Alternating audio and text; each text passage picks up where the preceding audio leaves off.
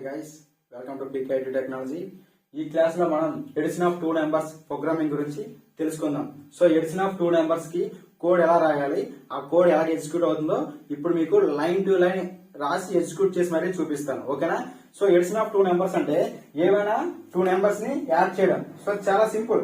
Edition of 2 numbers అంటే ఏం లేదండి, ఆల్రెడీ ఎడిషన్ అంటే మీకు తెలుసు, యాడ్ చేయడం. ఏమైనా 2 నెంబర్స్ ని యాడ్ చేసి వచ్చిన అవుట్పుట్ ని మనం చూపించాలి. ఫర్ సపోజ్ 10 ఒకటి 10 ఒకటి, ఇది ఏ వాల్యూ, ఇది బి వాల్యూ, ఈ రెండు యాడ్ చేస్తే ఎంత వచ్చింది? 20 కదా. సో ఇదే ఈ ప్రోగ్రామింగ్ యొక్క ఉద్దేశం అనమాట. సో దీనికోసం కోడ్ ఎలా రాయాలి మనం అర్థమవుతుందా? దీనికోసం కోడ్ ఎలా రాయాలో ఇప్పుడు మీకు రాసి లైన్ టు లైన్ ఎగ్జిక్యూట్ చేసి చూపిస్తాను. ఓకేనా? ఎనీ నెంబర్స్, ఏ నెంబర్స్ అయినా సరే 2 నెంబర్స్ ని యాడ్ చేయాలి. అది పాజిటివ్ అవ్వచ్చు, నెగిటివ్ అవ్వచ్చు. ఏ నెంబర్ అయినా సరే మనం యాడ్ ఎలా చేయాలో, ఎడిషన్ ఎలా చేయాలో, దానికోసం కోడ్ ఎలా రాయాలో ఈ ప్రోగ్రామింగ్ లో ఈ క్లాస్ లో మనం తెలుసుకోబోతున్నాం. ఓకేనా? చూడండి, మనం కోడ్ ఎప్పుడు రాసినా యూనివర్సల్ గా ఉండాలి. యూనివర్సల్ గా ఉండాలంటే ఏం చేయాలి? మనం ఆ ప్రోగ్రామ్ ని మాన్యువల్ గా కాకుండా యూనివర్సల్ గా రాయాలి. అంటే ఎవరైనా సరే యూజ్ చేసేటట్టు ఉండాలి. మనం డిఫాల్ట్ గా 2 వాల్యూస్ ని డిఫాల్ట్ గా ఇస్తామంటే అది ఆ వాల్యూస్ మాత్రం అవుతుంది. అప్పుడు అది యూనివర్సల్ అవ్వదు. యూనివర్సల్ అంటే ఎవరికి ఇప్పుడు మీకు నచ్చిన వాల్యూ ఇచ్చుకోవచ్చు, నాకు నచ్చిన వాల్యూ ఇచ్చుకోవచ్చు. ఈ ప్రోగ్రామింగ్ లో ఇప్పుడు క్యాలిక్యులేటర్ ఉంది, క్యాలిక్యులేటర్ ఎవరైనా యూజ్ చేసుకోవచ్చు కదా, అది యూనివర్సల్. ఒక 2 నెంబర్స్ ఇచ్చేసి ఆ 2 నెంబర్స్ ని యాడ్ చేస్తే అందరికి ఆ 2 నెంబర్సే కనబడతాయి. సో మీకు నచ్చిన నెంబర్ ఇవ్వడానికి అవ్వదు. సో వాళ్ళకి ఇవ్వాలంటే స్కాన్ ఆఫ్ యూజ్ చేయాలి, స్కానర్ క్లాస్ యూజ్ చేయాలి. స్కానర్ క్లాస్ యూజ్ చేయాలంటే మనం ఒటైల్ అనే జావా ఒటైల్ అనే ప్యాకేజ్ తీసుకోవాలి. ఓకేనా? ఇన్పుట్ స్టేట్మెంట్ తీసుకోవాలి. ఇన్పుట్ స్టేట్మెంట్ తీసుకోవాలంటే ఏం చేయాలి? ఇంపోర్ట్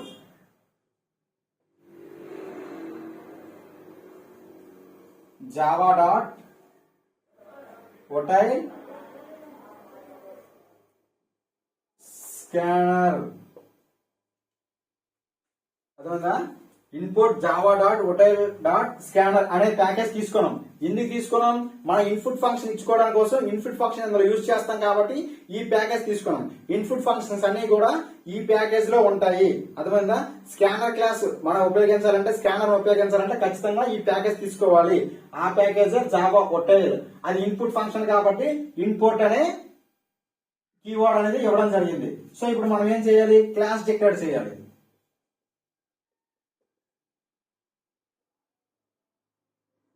సో క్లాస్ అనేది కీవర్డ్, పబ్లిక్ అనేది కీవర్డ్ కాబట్టి స్మాల్ లెటర్స్ లో ఉంటాయి. క్లాస్ ఎప్పుడు కూడా, క్లాస్ అంటే ఏంటి? నేమ్ ఆఫ్ ది ప్రోగ్రామ్ లేదా object of the name of the program, object, blueprint of the object. So అంతే కదా. సో దానికి మనం నేమ్ ఇచ్చుకోవాలి. నేమ్ ఏమి ఇచ్చుకోవాలి? మనం ఏ ప్రోగ్రామింగ్ అయితే రాస్తామో ఆ ఐడియా కోసం మనం ఇక్కడ నేమ్ ఇచ్చుకోవాలి. ఆ ప్రోగ్రామ్ యొక్క ఐడియా కోసం మనం ఇక్కడ నేమ్ ఇచ్చుకోవాలన్నమాట. ఏంటి? ఎడిషన్ ఆఫ్ 2 నెంబర్స్ కదా. సో ఎడిషన్ అని నేమ్ ఇస్తాను అనమాట. క్లాస్ ఎప్పుడు కూడా స్టార్టింగ్ లెటర్స్ క్యాపిటల్స్ లోనే ఉండాలి. ఎడిషన్ అని నేను ఇచ్చాను అనమాట క్లాస్ నేమ్. ఎందుకంటే తర్వాత మనం క్లాస్ నేమ్ తోనే ఈ జావా ఫైల్ ని సేవ్ చేయాలన్నమాట. అర్థమవుతుందా? ఇదంతా జావా ప్రోగ్రామింగ్ అంతా కూడా నోట్ ప్యాడ్ లో రాస్తాం. ఓకేనా? సో క్లోజ్ కర్లీ బ్రాకెట్ ఇచ్చాను. క్లాస్ డిక్లేర్ అయిపోయిన తర్వాత మెయిన్ ఫంక్షన్ కదా. వాళ్ళ మెయిన్ ఫంక్షన్ ఏంటి?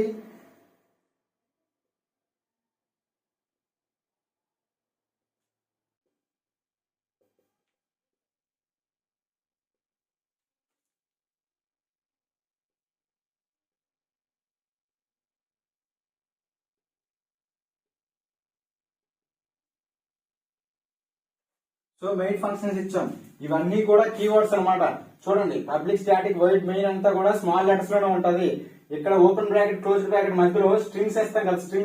స్ట్రింగ్ స్టార్టింగ్ లెటర్ మాత్రం క్యాపిటల్స్ లో ఉండాలి. ఎస్ మాత్రం క్యాపిటల్స్ లో ఉండాలి. ఏఆర్జీ అంటే ఆర్గ్యుమెంట్స్. అర్థమైందా? ఆర్గ్యుమెంట్స్. సి లాంగ్వేజ్ ఎక్కువలో ఆర్గ్యుమెంట్స్ ఎక్కువ అనమాట. సో నెక్స్ట్ మనం ఇచ్చామని ఆర్గ్యుమెంట్స్ కదా. అర్థమైందా? నెంబర్ ఆఫ్ ఆర్గ్యుమెంట్స్ మనం ఇస్తాం. సో ఓపెన్ బ్రాకెట్ ఇచ్చాం. వైడ్ మెయిన్ అంటే ఏంటి? Main function. ఎక్కడైతే మెయిన్ ఫంక్షన్ ఉంటుందో అక్కడి నుంచే ప్రోగ్రామింగ్ అనేది ఎగ్జిక్యూట్ అవుతుంది. మనకు కావాల్సిన అవుట్పుట్ కోసం మనం ఇవ్వాల్సిన ఇన్పుట్ అనేది ఇక్కడే ఉంటుంది. మనం ఇచ్చిన ఇన్పుట్ కి అవుట్పుట్ ఇక్కడి నుంచే వస్తుంది. పేరులోనే ఉంది మెయిన్. వైడ్ మెయిన్ అంటే ముఖ్యమైనది. సో మనం ఇచ్చే ఇన్పుట్ బట్టి మనకు అవుట్పుట్ వస్తుంది. అది మెయిన్ ఫంక్షన్ లోనే ఉంటుంది. ఓపెన్ బ్రాకెట్ ఇచ్చాము అంటే మెయిన్ ఫంక్షన్ స్టార్ట్ అవ్వబోతుంది అర్థం అనమాట. సో ఇప్పుడు మనం ఇక్కడ జావా క్లాస్ ప్యాకేజ్ తీసుకున్నాం కదా. మరి స్కానర్ కి ఆబ్జెక్ట్ క్రియేట్ చేయాలి కదా. సో ఆబ్జెక్ట్ ఎలా క్రియేట్ చేస్తాం? స్కానర్ క్లాస్ ఆబ్జెక్ట్ ఎస్సీ అని ఇచ్చుకున్నాం. Is equal to new space scanner open bracket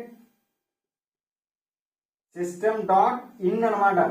అర్థమైందా? System dot in. సో ఇది ఆబ్జెక్ట్ క్రియేషన్ ఇలా చేయాలన్నమాట. మనం దీనికి ఆబ్జెక్ట్ క్రియేట్ చేసి ఇలాగే చేయాలి. సో ఇక్కడ స్కానర్ క్లాస్ కి ఆబ్జెక్ట్ క్రియేట్ చేసాం. ఆబ్జెక్ట్ ఏంటి? ఎస్సీ అని. ఓకే, ఇక్కడ మనం ఏదైనా ఇచ్చుకోవచ్చు, యాజ్ యువర్ విష్ ఏదైనా ఇచ్చుకోవచ్చు అనమాట. ఇక్కడ ఏ తీసుకోవచ్చు, ఏ ఆల్ఫాబెట్ నీ నేమ్ తీసుకోవచ్చు, థింగ్స్ నేమ్ తీసుకోవచ్చు, ప్లేస్ నేమ్ తీసుకోవచ్చు, పర్సన్ నేమ్ తీసుకోవచ్చు. నేను ఎస్సీ అని తీసుకోండి గుర్తుండడం కోసం. ఇక్కడ system dot in comment portal కదా, ఈ జావా కోడ్ మొత్తం నోట్ ప్యాడ్ లో రాసి కమెంట్ ఎగ్జిక్యూట్ చేస్తాం కదా. సో అంటే ఇక్కడ స్కానర్ అంటే ఏంటి? Input function. ఇన్పుట్ ఫంక్షన్ అంటే ఏంటి? To read the data on console. Run time లో డేటాను రీడ్ చేసుకోవడం కోసం స్కానర్ క్లాస్ ని ఉపయోగిస్తాం. అవునా? స్కానర్ ఫంక్షన్ ఉపయోగిస్తాం. అది ఇన్పుట్ ఫంక్షన్ తెలియడం కోసం సిస్టమ్ డాట్ ఇన్. ఇన్ అంటే ఏంటి? ఇన్పుట్. అర్థమైందా? ఇన్ అంటే ఏంటి? ఇన్పుట్ ఫంక్షన్ అని అర్థం అనమాట. మనకు అవుట్పుట్ అంటే ఏంటి? అవుట్పుట్ ప్రింట్ చేసేటప్పుడు ఏం చేస్తాం? అవుట్ అని పెడతాం కదా. System dot out dot print L అని ప్రింట్ ఎఫ్ అని పెడతాం కదా. అవుట్ అంటే ఏంటి? అది అవుట్పుట్ ఫంక్షన్ అనమాట. స్కానర్ ఇన్పుట్ ఫంక్షన్ తెలియడం కోసం ఇన్ అని ఇస్తాం అనమాట. ఓకేనా? సో నెక్స్ట్ రాస్తాం. నెక్స్ట్ ఏంటి రాస్తాం మళ్ళీ?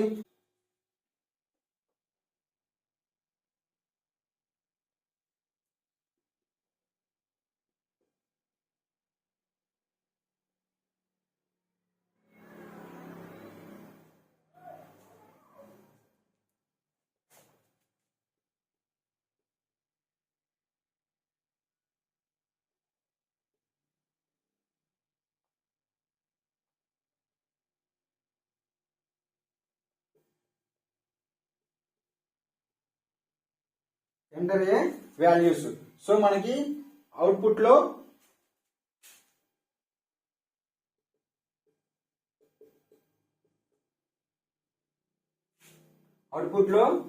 ఇక్కడికి వచ్చింది కదా. అవుట్పుట్ లో ఏమని ప్రింట్ అవుతుంది? ఎంటర్ ఏ వాల్యూస్ అని ప్రింట్ అవుతుంది అనమాట. ఎంటర్ ఏ వాల్యూస్ అని ప్రింట్ అవుతుంది అనమాట. ప్రింట్ అయిన తర్వాత నెక్స్ట్ లైన్. ఇప్పుడు నెక్స్ట్ లైన్ రాయాలి కదా. నెక్స్ట్ లైన్ ఏం రాయాలి? వాల్యూస్ తీసుకోవాలి కదా. ఏ వాల్యూ తీసుకోవాలి? 2 వాల్యూస్ తీసుకోవాలి కదా. 2 వాల్యూస్ తీసుకోవాలి కదా. 2 వేరియబుల్స్ తీసుకోవాలి.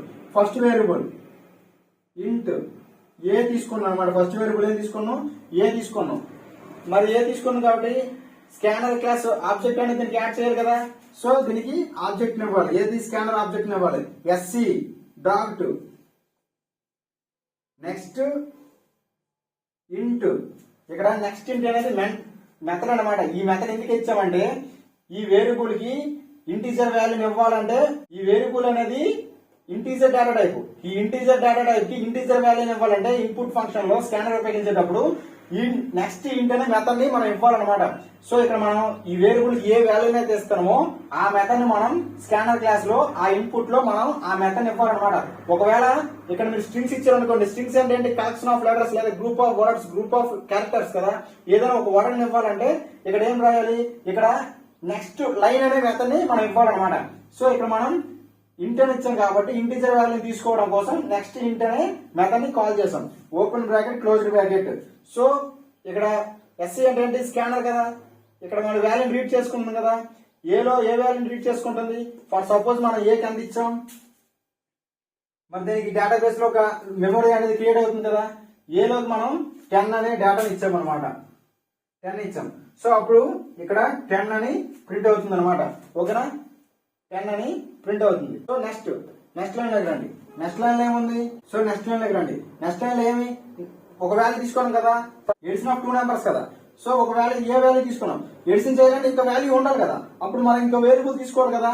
సో మళ్ళీ ఇంట్ అనే డేటా టైప్ తీసుకొని బి వేరియబుల్ తీసుకున్నాం. సో దీనికి కూడా ఆబ్జెక్ట్ ని యాడ్ చేయాలి కదా, క్రియేట్ చేయాలి కదా.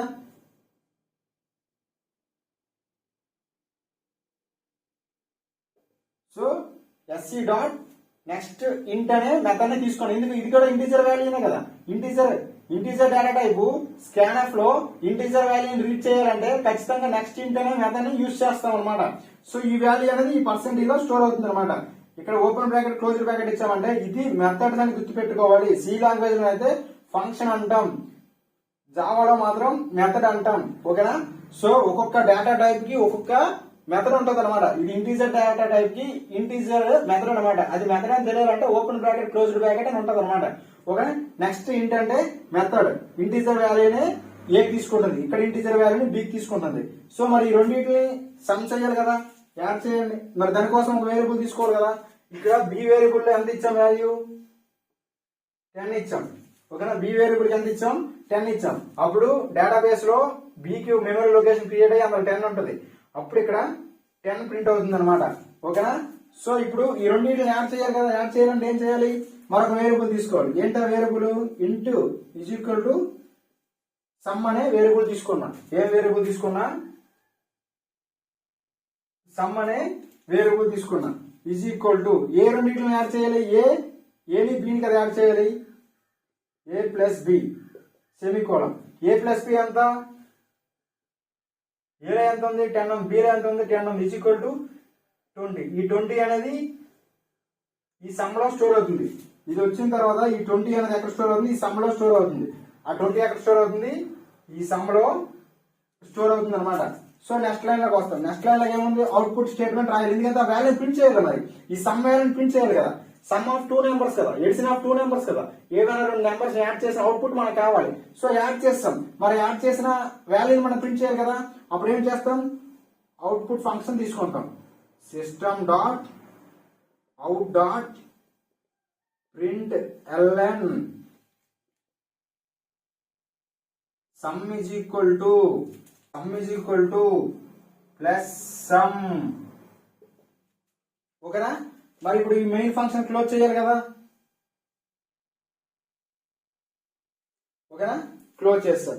ఇక్కడ మరి ఇప్పుడు సమ్ వాల్యూని ప్రింట్ చేయాలి కదా. సిస్టమ్ డాట్ అవుట్ ప్రింట్ చేయాలంటే వాల్యూని ప్రింట్ చేయాలి కదా. ఏ వాల్యూని ప్రింట్ చేస్తాం, సమ్ వాల్యూని ప్రింట్ చేస్తాం. అదేంటి మీరు ఇక్కడ పర్సెంట్ ఇవ్వలేదు అనుకోవచ్చు. ఇక్కడ మనం ఈ జావాలో ప్లస్ ని 2 విధాలుగా యూజ్ చేసుకోవచ్చు. ఒకటి ఎడిషన్, గుర్తుపెట్టుకో. ఒకటి ఏంటి, ఏవైనా 2 నెంబర్స్ యాడ్ చేయొచ్చు. మూడోది ఏంటి కన్కాటినేషన్, అంటే ఏవైనా 2 వర్డ్స్ ని యాడ్ చేయడం కోసం, ఏవైనా 2 వర్డ్స్ ని 2 పదాలని 2 స్ట్రింగ్స్ ని యాడ్ చేయడం కోసం కన్కాటినేట్ ని యూజ్ చేస్తాం. ఇక్కడ ప్లస్ ని ఇక్కడ ప్లస్ ని ఏం చేసాం, 2 వేరియబుల్ డేటాని ప్లస్ చేయడం కోసం ఇక్కడ ప్లస్ యూజ్ చేసాం. ఇక్కడ ప్లస్ ఎందుకు యూజ్ చేసాం, ఇక్కడ సమ్ అనేది స్ట్రింగ్. అర్థమైందా, ఈ స్ట్రింగ్ కి మనం వాల్యూని యాడ్ చేయాలంటే ప్లస్ సమ్. ఇక్కడ ఈ సమ్ అనేది స్ట్రింగ్, ఈ సమ్ అనేది వేరియబుల్. ఈ రెండింటిని యాడ్ చేయాలి కదా. ప్లస్ అంటే ఈ సమ్ లో ఉన్న వాల్యూని ఇక్కడ ప్రింట్ అవుతుంది అనమాట. సో అప్పుడు మనకు అవుట్పుట్ లో ఏం ప్రింట్ అవుతుంది, సమ్ ఈజ్ ఈక్వల్ టు, ఇది స్ట్రింగ్, ఇది వేరియబుల్. నేమ్ ఒకటే, బట్ వాటి యొక్క బిహేవియర్ వేరు, వాటి యొక్క ప్రయారిటీ వేరు. ఇది వేరియబుల్, ఈ సమ్ అనేది వేరియబుల్, ఈ సమ్ అనేది స్ట్రింగ్. స్ట్రింగ్ ని వేరియబుల్ ని ఈ 2 పదాలని కలపడం కోసం ప్లస్ ఇచ్చాం. ఈ ప్లస్ అంటే ఈ వేరియబుల్ లో ఉన్న డేటాని ఇక్కడ ప్రింట్ అవుతుంది. ఈ వేరియబుల్ లో ఎంత ఉంది, 20 ఉంది. ఇక్కడ 20 ప్రింట్ అవుతుంది అనమాట. సో ఓపెన్ బ్రాకెట్ సెమికోలం ఉంది. మెయిన్ ఫంక్షన్ క్లోజ్ అయిపోయింది అనమాట. ఓకేనా, మెయిన్ ఫంక్షన్ క్లోజ్ అయిపోయింది కాబట్టి ప్రోగ్రామింగ్ అనేది ఎండ్ అయిపోయింది. మీకు అవుట్పుట్ ఇలా వస్తుంది అనమాట. ఓకేనా, 10 sum is equal to 20. So జావాలో ప్లస్ ని 2 విధాలుగా యూజ్ చేస్తాం. ఒకసారి ఎడిషన్ చేయడం కోసం, ఇంకోసారి కన్కాటినేట్ చేయడం కోసం. ఏవైనా 2 స్ట్రింగ్స్ ని 2 పదాలని 2 వర్డ్స్ ని 2 లెటర్స్ ని కలపడం కోసం కన్కాటినేట్ గా యూజ్ చేస్తాం. సో ఇన్ కేసు మీకు అర్థం అవ్వడం అనుకోండి, ఇప్పుడు మీకు ఇంకో విధంగా చెప్తాను చూడండి. మీకు అర్థమయ్యే విధంగా చెప్పాలంటే